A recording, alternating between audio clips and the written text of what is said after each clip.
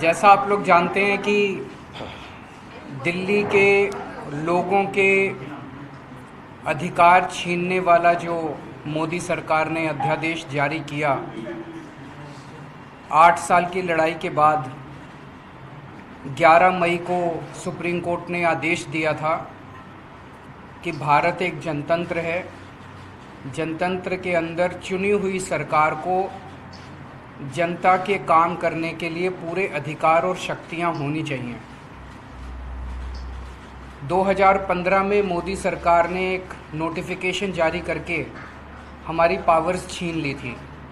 जो पावर्स शीला दीक्षित जी के पास होती थी वो पावर्स हमसे सारी छीन ली गई, सरकार को पंगु बना दिया गया। उसके बावजूद भी हमने काफ़ी काम किए, हम ही जानते हैं कैसे काम किए। लेकिन 8 साल की लड़ाई के बाद दिल्ली के लोगों को न्याय मिला सुप्रीम कोर्ट से। 11 मई को सुप्रीम कोर्ट का आदेश आया और 8 दिन के अंदर ही 19 मई को मोदी सरकार ने अध्यादेश पारित करके सुप्रीम कोर्ट के आदेश को ख़त्म कर दिया, नल एंड वॉइड कर दिया, कैंसिल कर दिया सुप्रीम कोर्ट के आदेश को। और मोदी सरकार ने कहा कि दिल्ली के लोगों को कोई अधिकार नहीं है। ये दिल्ली के लोगों के न केवल अधिकार छीने गए, बल्कि एक तरह से दिल्ली के लोगों को तमाचा मारा गया, दिल्ली के लोगों का अपमान किया गया कि तुम जो मर्जी सरकार चुन लो, उसको काम नहीं करने देंगे हम। ये मोदी सरकार का संदेश है दिल्ली के लोगों को, आप जो मर्जी सरकार चुनिए, हम आपको काम नहीं करने देंगे। ये अध्यादेश आया है और ये अध्यादेश अब बाद में मॉनसून सेशन में संसद में आएगा। तो संसद में जब आएगा तो राज्यसभा में भारतीय जनता पार्टी का बहुमत नहीं है। 238 सदस्य हैं जिसमें 93 केवल बीजेपी के हैं। तो अगर सारी नॉन बीजेपी पार्टीज़ एक साथ आ जाएं तो इस अध्यादेश को गिराया जा सकता है। तो इसीलिए आप लोग देख रहे हैं कि मैं एक पार्टी अध्यक्ष से जाके मिल रहा हूं और उनकी हम सपोर्ट मांग रहे हैं कि जब ये संसद में बिल आए तो वो दिल्ली के लोगों के साथ खड़े हों, दिल्ली के लोगों को न्याय दिलाएं। दिल्ली के लोगों के साथ बहुत बड़ा नुकसान हुआ है, दिल्ली के लोगों का बहुत बड़ा धोखा हुआ है दिल्ली के लोगों के साथ। तो इसी सिलसिले में मैं ममता बनर्जी से मैडम से मिलने गया था, उन्होंने सपोर्ट जाहिर किया। ठाकरे साहब से मिलने गया था, उन्होंने सपोर्ट जाहिर किया। एनसीपी से मिलने गया था, उन्होंने सपोर्ट जाहिर किया। केसीआर साहब से मिलने गया था, उन्होंने सपोर्ट जाहिर किया। उसी सिलसिले में आज मैं सीताराम येचुरी जी से, उनकी टीम से और सीपीएम पार्टी से सपोर्ट मांगने के लिए आया कि इस राज्यसभा में आप हमें सपोर्ट कीजिए। और मैं तहे दिल से शुक्रिया अदा करता हूँ सर कि आपने आप अपनी तरफ से और पार्टी की तरफ से दिल्ली के लोगों के साथ खड़े होने का आपने निर्णय लिया, हमें सपोर्ट दिया। और आज आपके दफ्तर में जब हम आए, आपने इतना मान सम्मान दिया। We are very grateful to you और thank you sir. Thank you, बहुत शुक्रिया। आप और आपकी टीम हमारे दफ्तर आए। और जहाँ तक मार्क्सवादी कम्युनिस्ट पार्टी का सवाल है, 19 मई को ये अध्यादेश जारी किया मोदी सरकार ने। 20 मई को हमने इसका पूर्ण खंडन किया। हमने कहा ये हमारे देश की संवैधानिक व्यवस्था और जनतंत्र के खिलाफ है। और एक तरह से देखें, ये कंटेंट ऑफ कोर्ट भी बनता है कि कोर्ट ने इस तरीके से वर्डिक्ट दिया और उसको आप रिवर्स कर रहे हो कि ऑर्डिनेंस के थ्रू। बुनियादी जो स्तंभ है हमारे संविधान के, उनमें से एक है फेडरलिज्म, यानी केंद्र और राज्य की सरकार के बीच में। अब सेंटर और स्टेट्स के बीच में जो रिलेशंस है, उसको तो पूरा टोटली उल्लंघन करते हुए डिस्ट्रॉय कर रहा है ये मोदी सरकार। अब स्टेट्स के अधिकारों के ऊपर बहुत हमले हो रहे हैं, बहुत तरीके के हमले हो रहे हैं। और उनमें से ये एक बहुत ही ब्रेजन तरीके से, जिस तरीके से ये ऑर्डिनेंस लिया गया, ये हमारे संविधान का उल्लंघन है। हम उस हिसाब से इसका पूरा का पूरा विरोध करते हैं, खंडन किया है। और राज्यसभा में या कहीं पर भी जब मौका मिलेगा इसके ऊपर वोट डालने की, हम इसका विरोध में डालेंगे। सीपीआई ये हम प्रतिबद्ध हैं। हमारी अपील है बाकी सब पार्टियों से। यहाँ पे सवाल पॉलिटिकल पार्टियों के बीच में नहीं है। ये सीपीएम या आप या कांग्रेस या आरजेडी, मतलब सवाल वो नहीं है।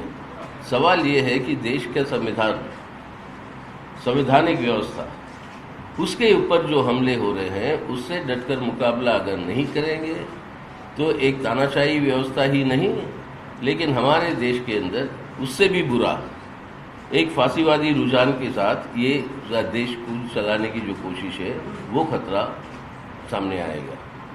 तो इसलिए हमारी अपील सबसे है, और ख़ास तौर से उन पार्टियों में जिन्होंने अभी तक इसका खंडन नहीं किया, उन पार्टियों से है कि आप समझ लीजिए आज दिल्ली सरकार के साथ हो सकती है, कल को हो सकता है केरल की सरकार हो जहाँ पर हमारी सरकार है, अब राजस्थान या बाकी जगह पर जहाँ पे कांग्रेस की सरकार है, हिमाचल प्रदेश, या आपके रीजनल पार्टीज की सरकारें जो है उड़ीसा में, आंध्रा में और तेलंगाना में या तमिलनाडु में, इन सब के लिए ये एक खतरा है कि जो भी विपक्षी पार्टी का सरकार है उसको डिस्टेबलाइज करने के लिए किसी भी हद तक जा सकती है ये मोदी सरकार, इसको रोकना है।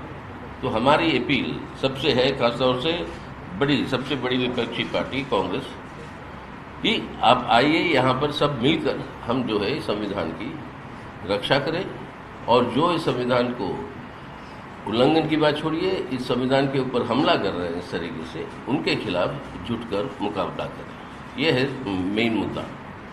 और यहाँ पर हमारी पूर्ण सहमति केजरीवाल साहब से, उनकी सरकार से, और इस अधिवेशन के खिलाफ उनकी लड़ाई में मार्क्सवादी कम्युनिस्ट पार्टी की पूर्ण सहमति है।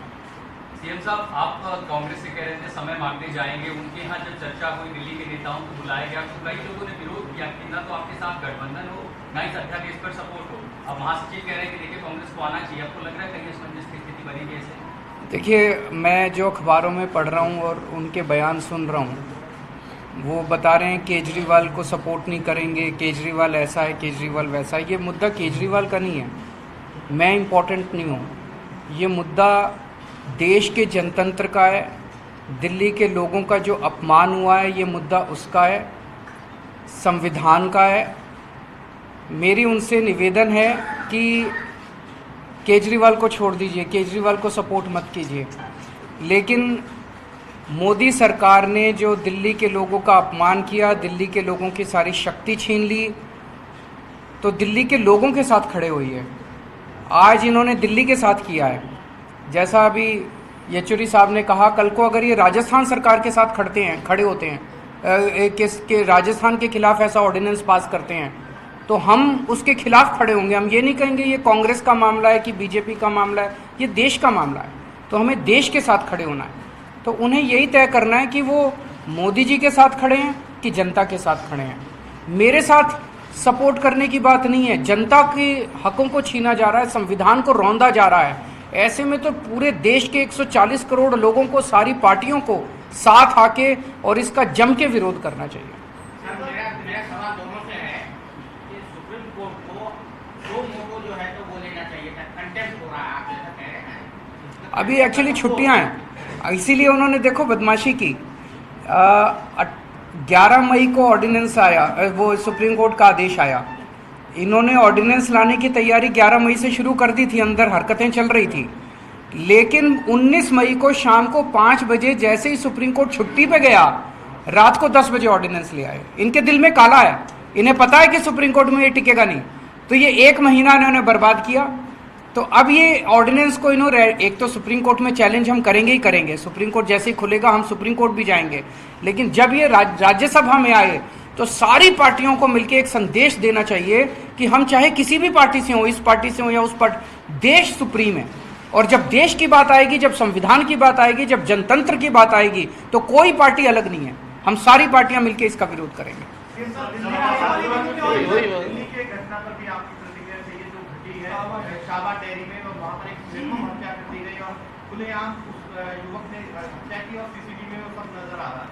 वो हम लोगों ने देखा, बहुत बहुत बहुत दर्दनाक हादसा है, और मतलब वो देखा नहीं जाता, जिस तरह से चाकू गोद के और उसके बाद पत्थर से उस बच्ची का सर फोड़ दिया गया।